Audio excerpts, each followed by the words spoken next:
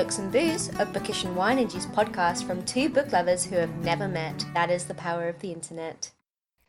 Hey guys, it's Jade. Happy New Year. I hope that 2019 is treating you well so far. We've been having some serious difficulties putting together some episodes lately, so I have decided to do an episode on something I'm very passionate about, true crime. Today I'll be bringing you a story which is actually quite close to my heart. By that I mean that these are people from my hometown in South Africa.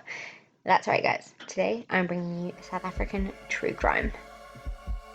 It's actually something I think I'm going to start doing a bit more of on this channel, more true crime episodes, as well as still keeping it books and booze. I adore my books. Right now I've got about 6 books on the bed next to me. I'm having a glass of wine as always, so definitely still books and booze. I just started The Au Pair by Emma Rue today. I am currently on chapter 3 and it's really good so far. It is published by Hachette Australia on the 11th of December 2018. It's a tautly plotted mystery of dark family secrets, perfect for fans of Kate Morton. So in this book we follow this main character called Seraphine, which is a really different and funky name, I think. Anyway, so Seraphine the book opens and her father's just died. I think she's busy sorting through all of his shit or something, and she stumbles across this photograph of her mother, who is holding a baby in their arms the day that her and her twin brother were born. And that day she actually threw herself off of a bridge, not off of a bridge, off of some cliffs. So she committed suicide the day that they were born. And she finds this photograph. She's not sure if this is her or her brother in the photograph, and I think she just really wants to start investigating what might have happened that day, why her mum committed suicide.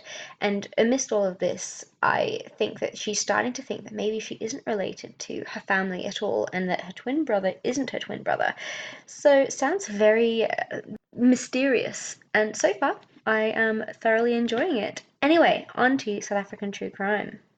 It's a case I researched a lot of throughout last year when I was busy applying for the case file job as one of their true crime writers. Sadly, I didn't get that job. I still love the true crime case file podcast. They're amazing, but I thought that I might share my story with you anyway so that my work doesn't go unnoticed, and I really think it's a fantastic case. So settle down, relax, pour yourself a glass of wine because it's going to get a little bit gritty.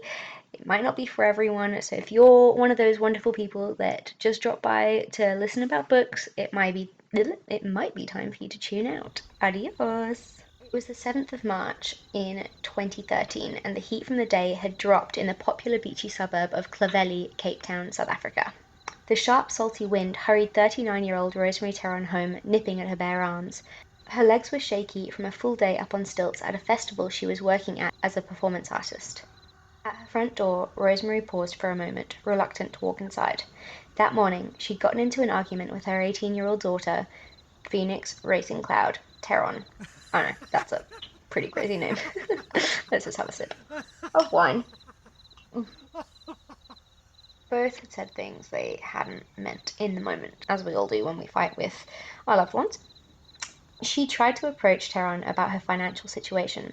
Theron hadn't been working since having an abortion she claimed to still be recovering from, and was living in the house with a 17-year-old boyfriend, Kyle Maspero.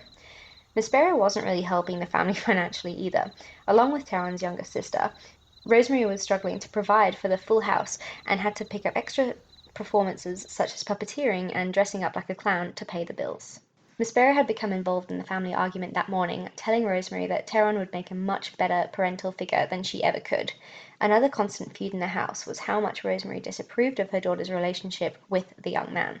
Rumours flew through the streets that he had an addiction to crystal meth, an extremely dangerous drug that can cause a catalogue of mental health issues. Ex-crystal meth addict, the late Hunter S. Thompson, an amazing author who wrote Fear and Loathing Las Vegas, describes the feeling of being on the drug in these words: faster, faster, until the thrill of speed overcomes the fear of death. Crystal meth makes the user feel invincible, euphoric, and more in control than you've ever been in your life.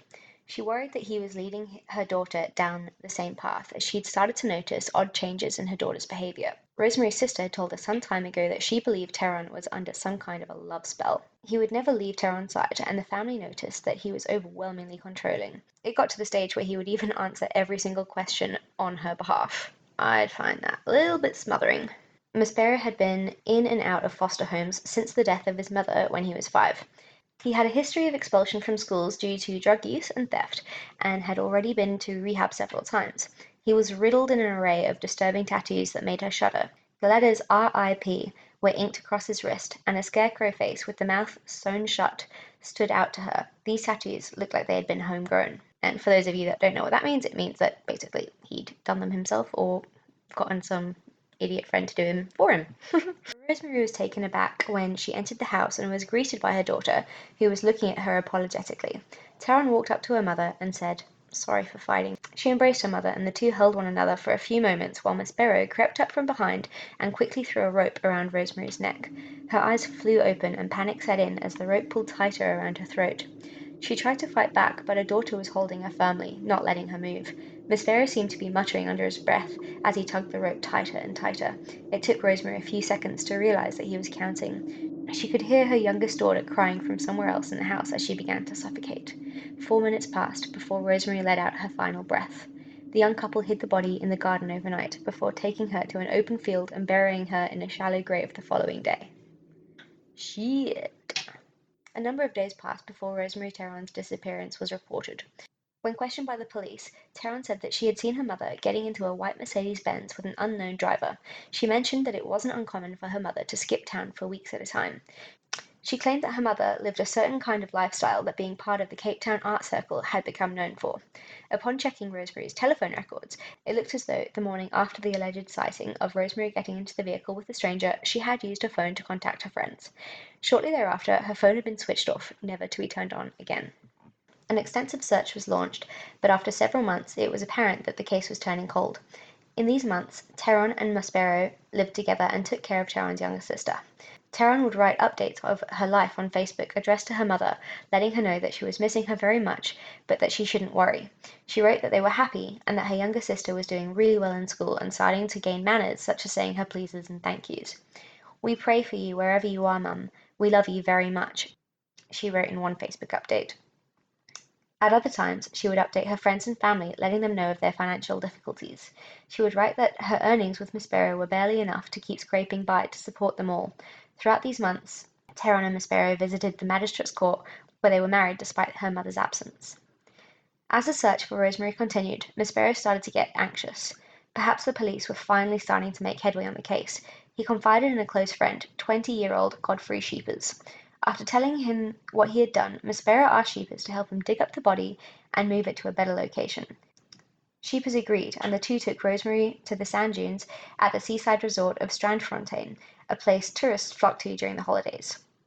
Theron apparently knew of the plan, but didn't want to know where they planned to rebury her mother. 4 months passed before the sickening guilt became too much for Sheepers to bear. He was haunted by images of the remains. He had become sleep-deprived and couldn't eat. "I've been going crazy," he told the police the day that he walked into the Fishhook police station on the 26th of September, confessing everything he knew. He led the police directly to the decomposing body of Rosemary Theron, who was unearthed almost 8 months after her disappearance. The trio were arrested, and although a post-mortem identified the body as Rosemary, the cause of death could not be determined due to the severity of the decomposition. Theron immediately confessed, pleading guilty to the charges of murder and for attempting to defeat the course of justice. Maspero stayed quiet.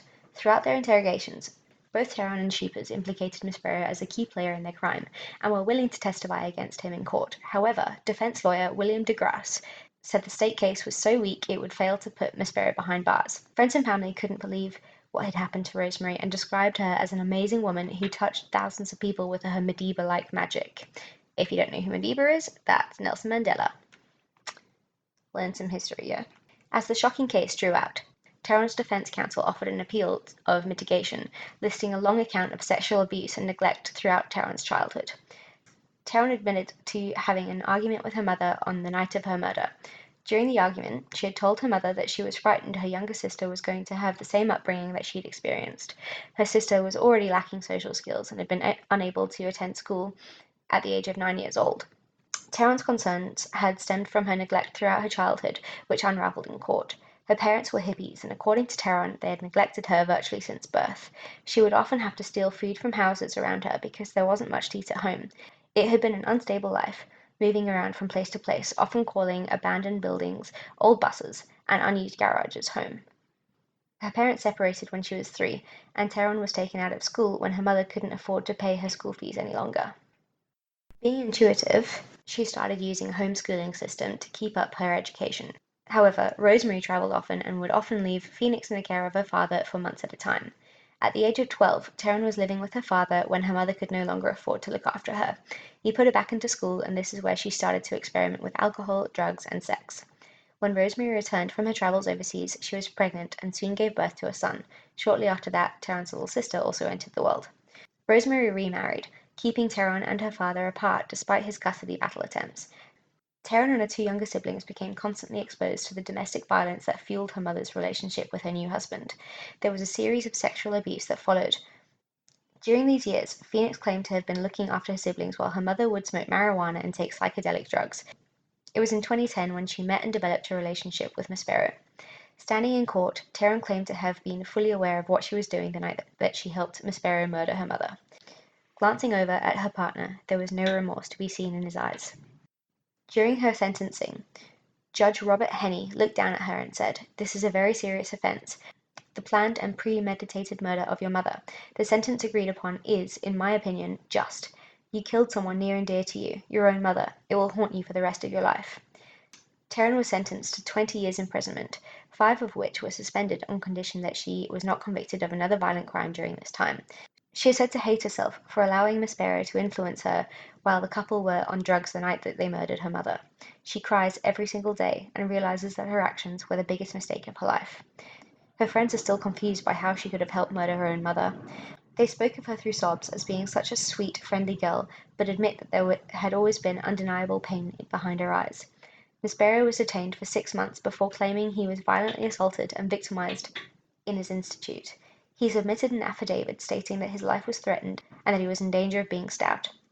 Much to the outrage of the Theron family, Maspero was only sentenced to 13 years for the murder of Rosemary Theron. He was 17 at the time of the murder. Due to his age, a sentence of life behind bars, for which he would have otherwise been a perfect candidate for, cannot be imposed on a minor in line with the Child Justice Act. There have been many opinions about this case, some claiming that Phoenix Racing Cloud Theron is pure evil. How could she have done this to her own mother? People say that she fabricated stories she knew would fuel her boyfriend's deep-rooted hate and anger and make him want to do something about her life situations. Others say that Carl Maspero manipulated the whole thing. One of his old school principals spoke of Maspero as being highly intelligent despite his lack of education. All we know for certain is that the murderers are 2 young people suffering from major emotional detachment and abandonment issues emanating from their tragic childhoods.